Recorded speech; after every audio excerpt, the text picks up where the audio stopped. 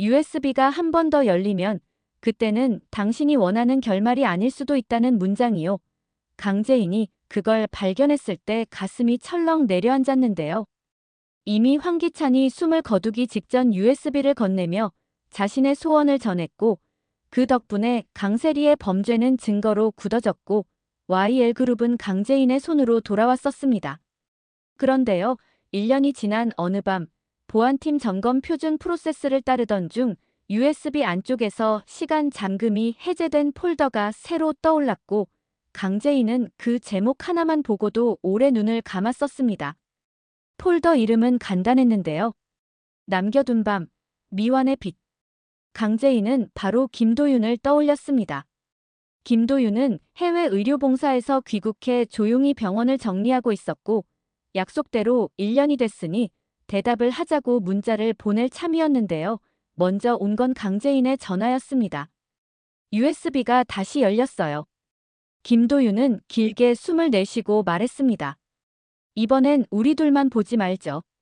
가족이 다칠 수 있거든요. 그 말투는 단단했고 김도윤다운 배려가 스며 있었는데요. 강재인은 고개를 끄덕였습니다. 사랑이 마음을 뜨겁게 하지만 결정은 차가워야 한다는 걸 두 사람 모두 알고 있었거든요. 그 무렵 교도소의 강세리는 항소를 준비하고 있었습니다. 사형 구형에서 유기징역 선고로 1심이 내려진 뒤 강세리는 끝까지 혐의를 부인했는데요. 변호인은 비자금 장부의 원본성과 증언의 신빙성을 동시에 흔드는 전략을 세웠습니다. 그런데 더 이상 물러날 곳이 없는 강세리는 그날 접견실에서 이상한 말을 했습니다. 내가 혼자 꾸몄다고 생각하죠? 나도 누군가에게 끌려갔던 거예요. 돈의 냄새는 늘 같은데 그 냄새가 YL 안에도 밖에도 있었거든요. 강세리는 이름을 직접 말하진 않았고 대신 힌트를 흘렸는데요. 도민준 상무 그리고 미국에서 돌아온 강미란 두 사람이 움직이면 길이 보일 거예요. 협박처럼 들릴 수도 있었지만 강세리는 희미하게 웃었습니다. 살고 싶으니까요. 나도. 강규철은 회장실 문턱을 몇 번이나 서성이다 결국 들어가 앉았습니다. 딸 강재인이 회장으로 선임된 뒤 YL의 공기는 조금씩 달라졌는데요. 숫자의 윤리를 지키는 경영과 사람의 윤리를 버리지 않는 운영을 동시에 추구했기 때문이었습니다. 강규철은 서류를 내려놓으며 말했는데요. 재인아, 효율만 좋으면 사람이 무너지고 정의만 좋으면 회사가 무너진다. 내가 가운데 서 있으려면 내가 제일 먼저 무너지지 않아야 한다. 강재인은 웃었지만 눈동자는 조금 흔들렸습니다. 사실은 알고 있었거든요. USB가 다시 열리면 자신이 그 가운데 흔들릴 수도 있다는 걸요. 최자영은 다른 방식으로 딸을 지켜봤습니다. 예술가의 눈으로 흐름을 읽는 사람이었는데요. 최자영은 메모장에 세 단어만 적었습니다. 트러스트 지분 채권. 그리고 강미란을 불렀습니다. 강미란은 10년 만에 귀국해 냉정한 감각으로 판을 읽고 있었고 자영의 부탁을 듣자마자 해외법인 등기를 조회했습니다. 희미하게 겹치는 지점이 보였고 강미란은 도민준에게 전화를 걸었습니다. 상무님, 예전 YL 블라인드 트러스트 설계 표준안 아직 머릿속에 남아있죠? 도민준은 잠시 침묵하다가 담담하게 말했습니다. 그 설계는 원래 공익신탁을 위한 거였어요. 그런데 어느 순간 돈의 방향이 바뀌었죠. 강미란은 여기서 멈추지 않았습니다. 방향을 다시 돌리면 됩니까? 도민준은 아주 느리게, 하지만 분명하게 대답했습니다. 누가 휘게 만들었는지 먼저 알아야 합니다. 정윤이는 아이들 얼굴만 보면 가슴이 따뜻해졌는데요. 동시에 불길한 기운도 느꼈습니다. 인생이 늘 그랬거든요. 편안함의 뒤에는 꼭 폭풍이 숨어 있었고 그 폭풍은 예고 없이 찾아왔습니다. 정윤이는 정호성에게 말했습니다. 오성아, 만약 USB가 다시 열린다면 우린 어디에 서 있어야 하니? 정호성은 누나를 향해 싱긋 웃었지만 대답은 진지했는데요. 누나는 늘 서 있던 자리에 있으면 돼. 사람 편. 그리고 내가 뒤를 볼게. 바다를 떠나 육지로 돌아온 지 오래지 않았지만 정호성의 발은 단단히 땅을 딛고 있었습니다. 황기만은 치킨집 뒷주방에서 한숨을 쉬었습니다. 도유경은 하루에도 몇 번씩 그를 쳐다보며 이 사람을 끝까지 믿을 수 있을까와 이 사람을 여기까지 끌고 온 건 내 선택일까 사이에서 흔들렸는데요. 그래도 도유경은 말했습니다. 당신, 빚은 내 앞에서 정리해요. 도망가면 내가 더 이상 도울 이유가 사라져요. 황기만은 허세를 좀 내려놓고 고개를 끄덕였습니다. 알았어. 이번엔 진짜. 노숙자는 한편 소매치기를 당한 뒤 거리에서 밤을 보냈는데요. 세상이 차갑게 등을 돌릴 때 사람이 어떤 표정을 짓는지 노숙자는 몸으로 배워야 했습니다. 그래도 노숙자는 포기하지 않았습니다. 돈이 나를 버렸어도 내가 돈을 버릴 필요는 없지. 그 말이 스스로에게 하는 기도처럼 들렸습니다. 그리고 두 번째 열쇠가 열리던 날, 강재인과 김도윤, 강규철과 최자영, 강미란과 도민준, 정윤희와 정호성까지 작은 회의실에 모였습니다. 보안팀은 오프라인 환경을 세팅했고 폴더를 클릭했는데요. 영상 하나와 문서 3개가 나타났습니다. 영상의 첫 프레임은 모두가 아는 얼굴이었습니다. 황기찬이었고 병색이 짙었지만 눈빛은 놀랍도록 맑았는데요. 이걸 보는 당신은 아마도 내가 남긴 첫 소원으로 한 싸움을 끝냈겠죠. 그런데요, 싸움은 늘 끝났다고 생각할 때 다시 시작하더라고요. 황기찬은 천천히 말을 이었습니다. 강세리를 만든 건 나였지만 강세리를 움직인 건 나만이 아니었어요. 돈의 방향을 바꾼 손이 한참 전에 있었고 난 그 손을 몰랐습니다. 아니, 알면서도 모른 척 했을지도 모르죠. 문서 첫 번째는 트러스트 구조도였는데요. 해외 페이퍼 컴퍼니 사이로 얇은 선이 연결되어 있었고 맨 끝에는 YL전략 기획-B 비상위험준비금이라는 이름이 보였습니다. 강재인은 숨을 들이켰습니다. 이름만 보면 합법적인 비상금 같았지만 흐름을 따라가면 다른 얼굴이 나타났는데요. 중간에 끼어든 사모펀드의 총괄 파트너가 낯익은 이름을 쓰고 있었습니다. 도민준이 아주 낮은 목소리로 말했습니다. 저 이름, 내 예전 부하였어요. 김도윤은 메모를 하다가 펜을 멈추고 고개를 들었습니다. 이 라인이 강세리에게 돈을 쌌고 그 돈이 다시 비자금 경로로 돌아온 거죠. 유통을 가장한 순환. 도민준은 고개를 끄덕였습니다. 맞습니다. 그리고 그 설계는 누군가 내부장부의 구조를 너무 잘 아는 사람이 아니면 불가능했죠. 문서 두 번째는 내역서였고 모서리에 손글씨가 있었는데요.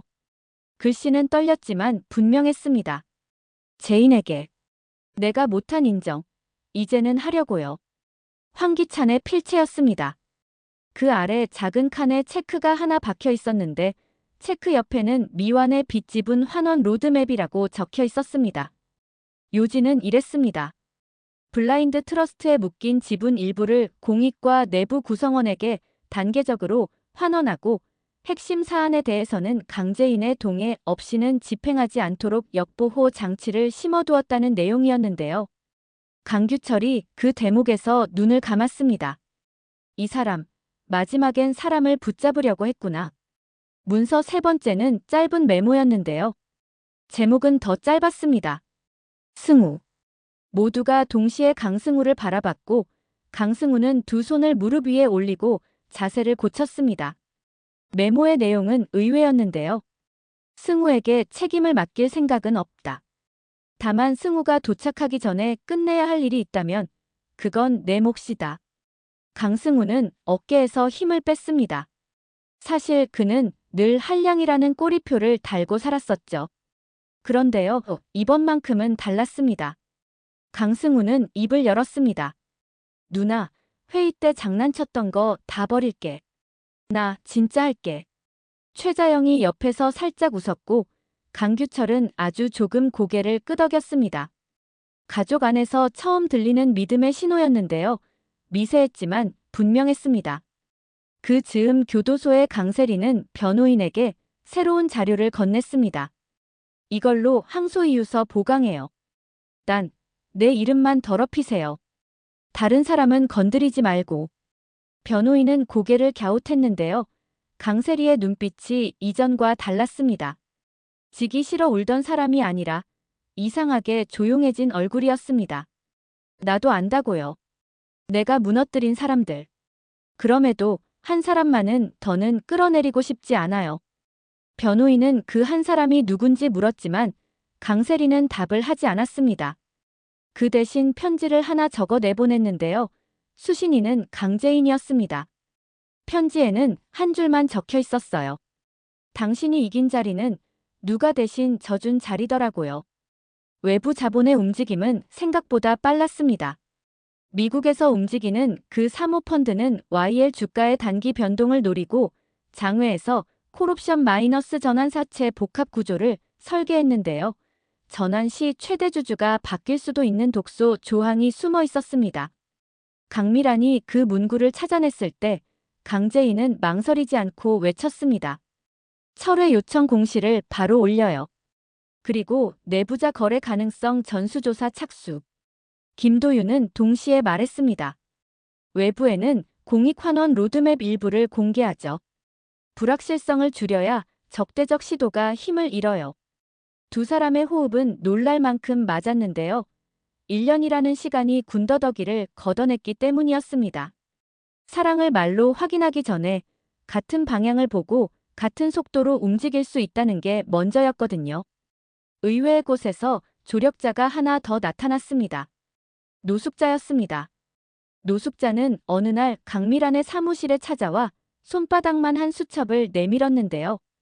돈 냄새를 쫓다 보니 같은 향수가 2번 나오더라고. 그 향수, 멋내려고 뿌리는 사람들만 뿌리는 거 아니더라. 수첩에는 고급 향수 판매 기록과 비공개 모임 참석자 명단 일부가 적혀 있었습니다. 허세와 과시로만 보였던 노숙자의 집착이 이번에는 의외의 단서로 변했는데요. 강미란은 놀라서 웃었습니다. 아주머니, 이번엔 정말 큰일 하셨어요. 노숙자는 쑥스러워하면서도 어깨를 폈습니다. 돈은 결국 사람을 까발려. 냄새가 진실이야. 테이블 위 퍼즐이 맞춰질수록 그림 속 한 줄기가 선명해졌습니다. 배후의 실무자는 도민준의 옛 부하였고 그 위에는 익명이사가 있었는데요. 명의만 가리고 실권을 쥔 사람이 누군지 윤곽이 나오기 시작했습니다. 날이 저물 무렵 강재인의 휴대전화가 울렸습니다. 발신인은 미확인 번호, 음성은 낮고 차분했습니다. 그만하시죠. 회장님답지 않게 감정에 치우치고 계십니다. 강재인은 짧게 대답했습니다. 감정은 제 사전에서 제일 나중에 꺼내는 단어예요. 지금은 순서가 달라졌을 뿐이고요. 상대는 웃었고 한 문장을 남겼습니다. 당신이 들고 있는 USB 사실 거기에 제 얼굴도 들어있을까요? 통화는 끊겼고 방 안의 공기가 잠시 무거워졌습니다. 다음 날 아침 이사회 비상한 건이 상정됐습니다. 외부 자본과의 계약안 재의결, 공익환원 로드맵 공개 범위, 내부자 거래 의혹의 특별감사 발족이 핵심이었는데요. 표 대결이 팽팽했고 강재인은 의장석에서 손을 모았습니다. 그 순간 회의실 문이 조용히 열리고 도민준이 들어왔습니다. 전직 상무의 자격으로 의견 진술을 요청한다는 공문을 들고 있었고 동석한 사람은 강미란이었습니다. 도민준은 차분히 말했습니다. 이 구조는 애초에 공익을 위해 설계됐습니다. 그러나 몇 년 전 지도 위의 화살표가 바뀌었습니다. 제 부하가 그걸 했고 저는 늦게 알았습니다. 책임 피하지 않겠습니다. 회의실이 웅성였고 강재인은 고개를 숙여 인사했습니다. 말씀 감사합니다. 오늘은 화살표를 제자리로 돌려놓겠습니다. 표결은 아슬아슬했는데요. 막판 한 표가 돌아오며 특별감사와 공익환원 로드맵 공개가 통과됐습니다.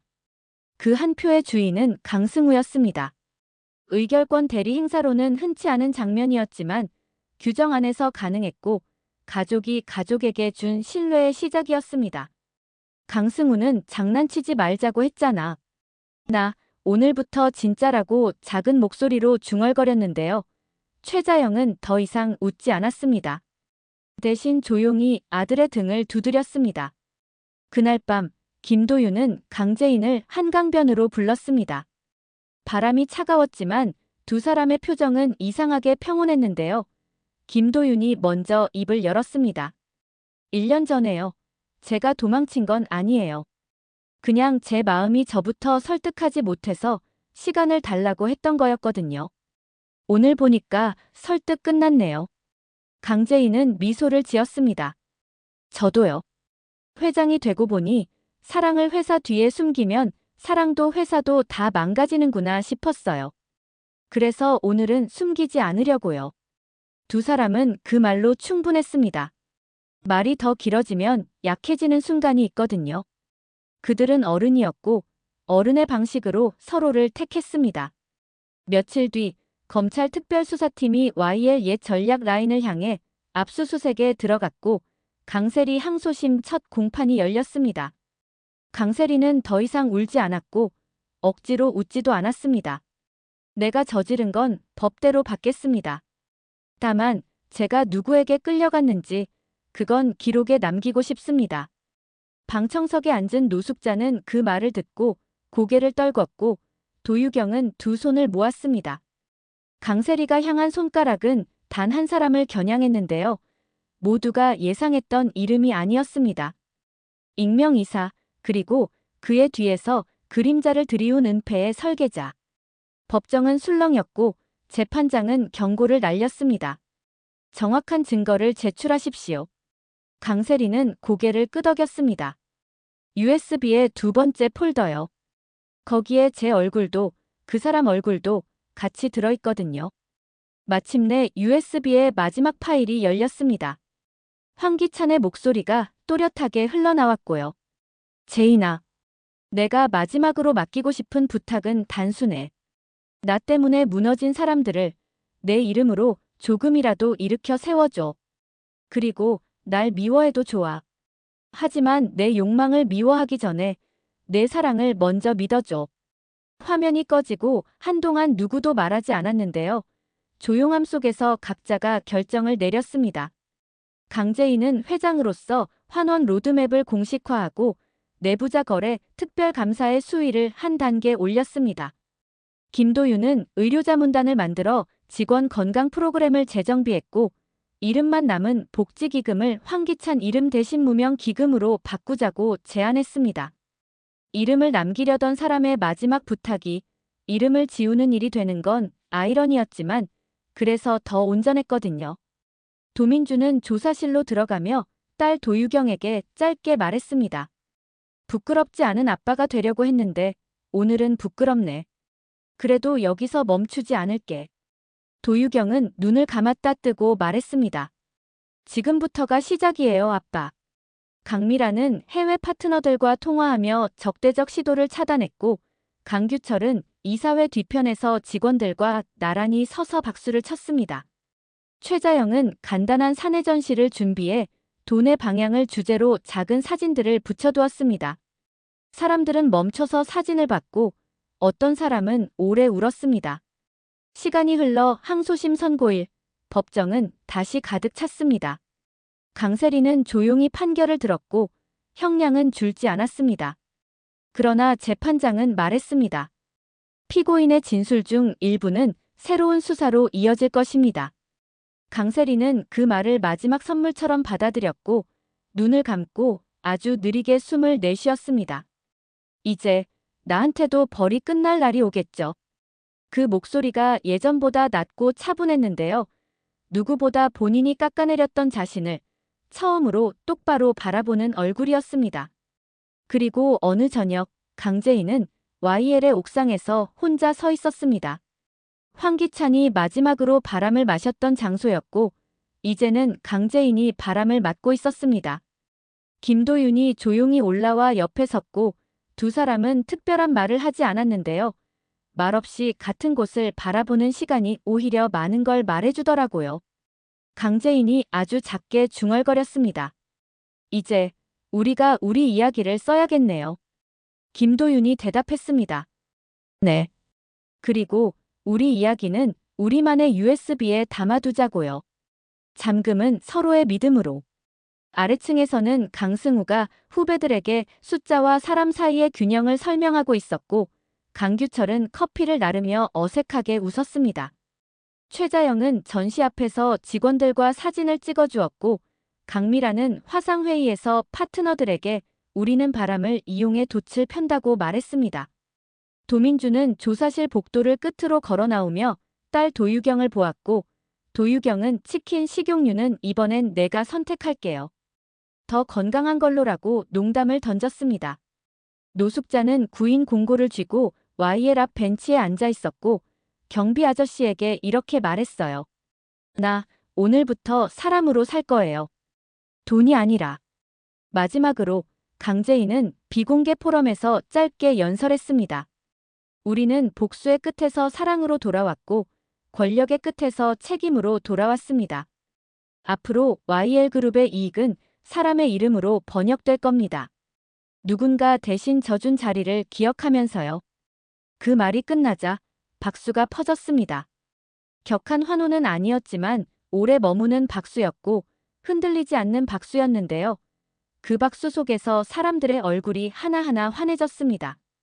이야기는 거기서 끝나지 않는데요. 끝나지 않는 게 이야기를 살게 하잖아요. USB에 세 번째 열쇠가 있다는 소문은 결국 사실이 아닌 걸로 드러났고, 그 빈자리에는 더 단단한 원칙이 들어섰습니다. 비밀이 회사의 자산이 되지 못하게 할 것.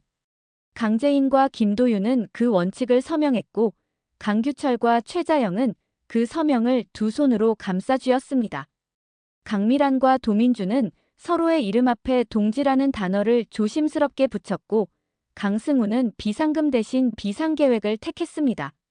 노숙자는 가끔 YL 앞을 지나며 이 건물 냄새가 오늘은 돈 냄새 말고 사람 냄새 나네라고 중얼거렸고, 도유경은 치킨집 전단지에 후원 무명 기금 작은 글씨를 넣었습니다. 그리고 아주 사소한 장면 하나. 강재인이 보람이와 손을 잡고 회사 옥상 화분에 물을 주며 말했는데요. 보람아, 식물은요, 물을 너무 주면 죽고 너무 안 줘도 죽어. 사랑도 그래요. 적당히가 아니라 제때가 중요하대요. 보람이는 고개를 끄덕였습니다. 그럼 이건 제때예요? 강재인은 웃었습니다. 응. 지금이 딱 제때. 그 대화가 이상하게 오래 마음에 남았고, 그날 밤 강재인은 황기찬의 마지막 음성을 다시 한번 짧게 들었습니다. 내 이름 대신 너희의 시간을 남겨줘. 그 말대로 이들은 각자의 시간으로 돌아갔습니다. 복수의 장면 대신 책임의 장면으로, 비밀의 장면 대신 믿음의 장면으로요. 앞으로의 전개는 화려한 반전 대신 꾸준한 선택의 연속일 텐데요. 그래서 더 두근거렸습니다. 왜냐하면 드라마가 끝나고 난 뒤의 삶은 늘 그렇게 시작되더라고요. 누구도 대신 져줄 수 없는 자리를 제 발로 걸어가서 서는 일로요.